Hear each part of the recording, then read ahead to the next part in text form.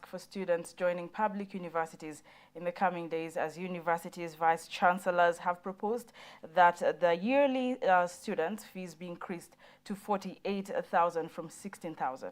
Now, university vice chancellors claim that there is a financial crisis facing institutions of higher learning across the country, thus the fee must be increased to solve this crisis. With the decline in the number of self-sponsored students since last year, most public institutions have been struggling to remain afloat due to financial crisis. A situation that has prompted university vice-chancellors to propose a fee increase so as to provide adequate funds to the institution of higher learning.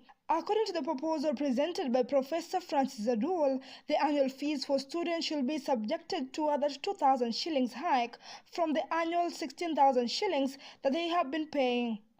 If passed, the government-sponsored students will start paying 48,000 shillings annually.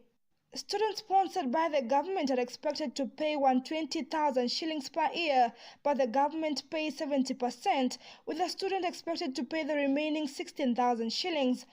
Minister of Education Principal Secretary Colette Suda, however, insinuates that increase of fee for students may not be the proper decision, but a push for more funds in the financial budgets. We are facing some challenges, Honorable Chair, because the resources are not commensurate with the expansion in the sector. This is a continuing challenge, and from where I sit, I can tell you for a fact that I look at this sector and I have come to the conclusion that we have to do something drastic to address some of the concerns and the challenges that we're facing. You will attract grants, you will attract research funding and many others. But if you are not anywhere within the radar, I know definitely your source of funding will only be GOK, is it?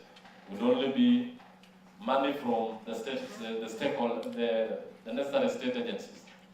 Universities are struggling with debts running into billions of shillings, as some had borrowed funds for expansion but now are unable to repay them. This is because a number of students in parallel programs has declined drastically. Even so, universities have been asked to consider sacking some of their non-critical staff since funding has declined. We need to stop the traditional way of management, where each one of us are looking at the National Treasury for a solution. We need to look at ourselves so that we cast the bucket where we are. Last year, several public universities faced a cash crunch following the government decision to reduce funding to the 31 institutions by 1 billion shillings. The education in higher learning institution has been facing a lot of challenges following a report by Commission on University Education that some courses were invalid. The Commission for University Education has, however, given a lifeline to more than 10,000 students said to be enrolled in the illegal courses. Irene Mwangi, KUTV. Well, now let's cross over to the health sector. And just a day after Narok